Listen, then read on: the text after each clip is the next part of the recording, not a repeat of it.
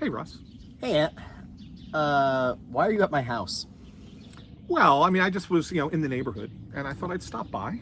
And while I'm here, figured we'd talk a little hockey while we're at it. Well, I guess that's not a bad idea. Yeah. I don't know if you saw this or not today, but Joel Quenneville, former almost Flyers coach, depending on who you believe, not coming to the Flyers again.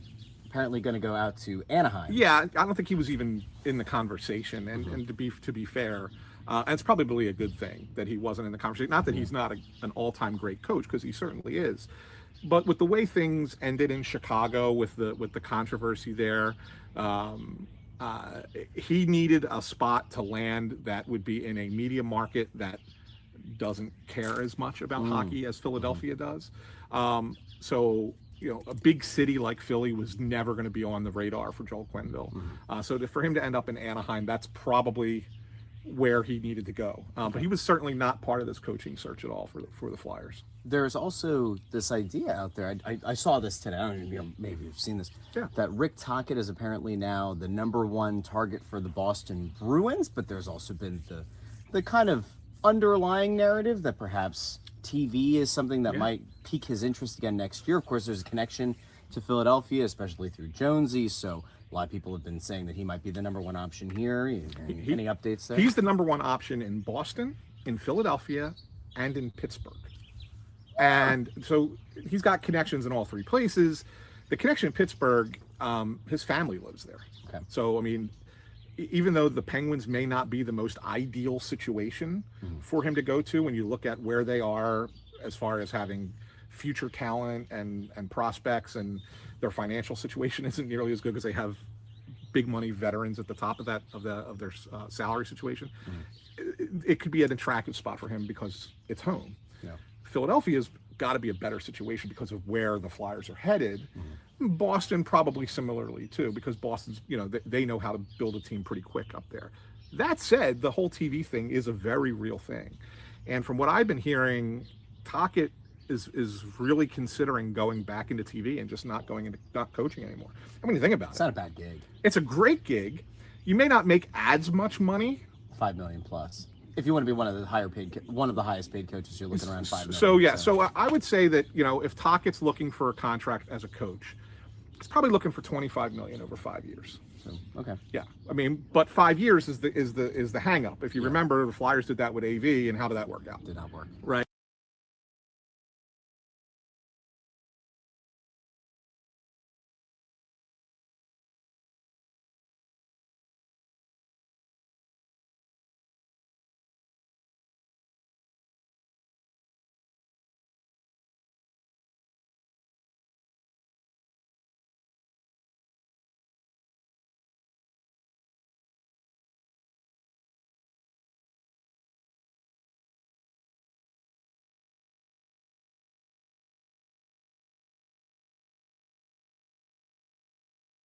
Kind of factor in there. I know that he has the connection to TNT, but like ESPN probably could benefit from expanding some of their. They could, coverage. but I think that the one thing that TNT has really done a good job of, and this stems from what they had with the guys in the NBA, was to make that studio show entertaining. Which it is. Right? And it certainly is. It's far better than the ESPN studio show. And I think Tocchet is more of that kind of personality, and he's not he's not Messier being all buttoned up, right? So I think ultimately TNT is where he would go if he goes back to TV. All right, so names that have also been linked to the Flyers: Pat Ferschweiler. Yes, they've spoken to him for sure. Jay McKee. Jay McKee, who's Danny Briere's former teammate in Buffalo, coaching in the OHL, doing a really nice job. I think that one may be more of doing a buddy a favor in a sense of getting his name out there, because he wants to coach in the NHL, and so it's kind of like, oh yeah, well, we interviewed Jay McKee, and get that name out there so other teams might put him on their radar. And then Brad Shaw, I have to imagine, is still in there. Remember, there were only 2 assistant coaches that were not dismissed. Correct. It's Dillabaugh, the goalie coach, and Brad Shaw.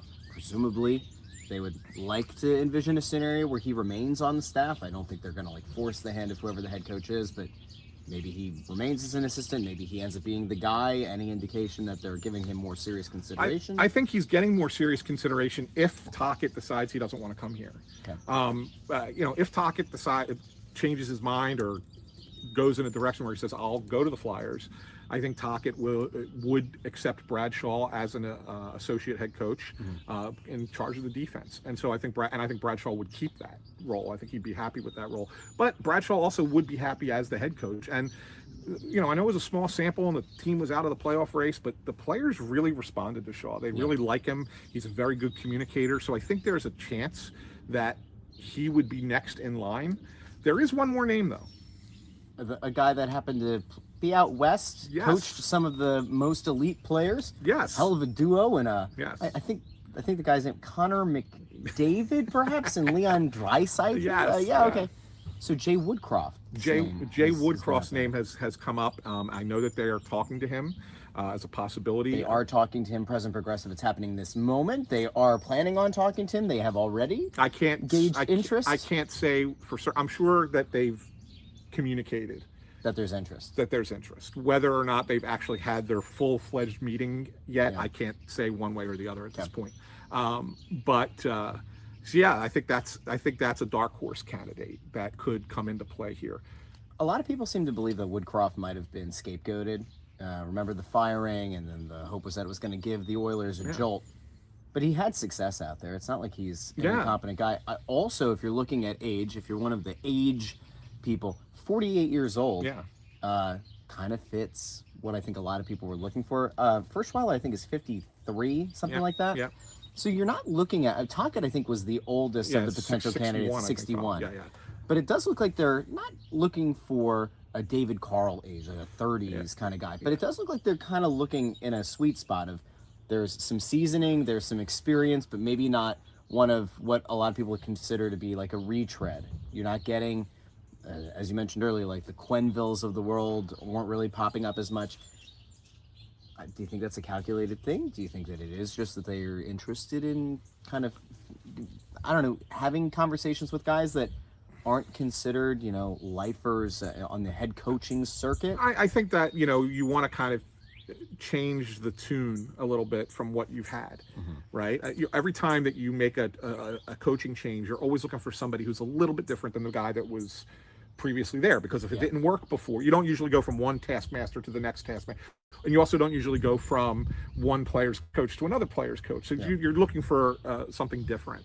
So obviously, coming from Torts, you're probably looking for somebody who can relate to the players a little bit better. And so therefore, with today's generation being a generation that likes communication, you either want someone who, even if they're a little bit older, that has that ability to communicate with young players, and if not, maybe someone who's a little bit closer in age to them. So when you look at a guy like Jay Woodcroft, I think he fits that bill. And when you say, some people say he's a scapegoat, I would tell people, go back and watch Press Row Show early 2023.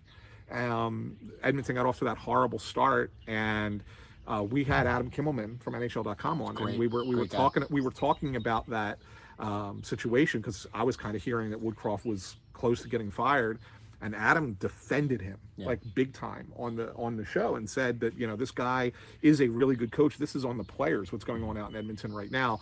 Ultimately, Woodcroft was fired, but certainly did have some success with them there. So he could be a guy that the Flyers are thinking about. So to recap, Quenneville to Anaheim looking like a done deal. Tocchet, top option in Philadelphia, Pittsburgh, and Boston. Yeah. If he's out, Bradshaw gets a look, Jay Woodcroft could get a look, and Pat Ferschweiler is somehow in the mix. Maybe I think maybe not as strong I think Ferschweiler, like McKee, was one of those situations where it's like, hey, doing a buddy a solid to try and get his name out there as being interested in coming into the NHL. I mean, he's coming off the national championship win, which isn't nothing. But keep in mind that if you're looking at cocollege coaches that were hot names, you mentioned David Carl. He went back to UD. He went back to Denver. And signed an extension there. And why? Why is that? And I think that there's a little bit more of a reluctance to bring in college coaches directly into the NHL. Now, Ferschweiler's a little different. He's had some experience in the NHL as an assistant coach. So his is a little bit different scenario, but I think there is a little bit of a reluctance because it's so different how you have to coach in the NCAA versus how you have to coach in the NHL. And so I think that the OHL, you have a better chance of finding guys that are comparable to what you need in the NHL, not just the OHL, but like any of Canadian junior leagues, right?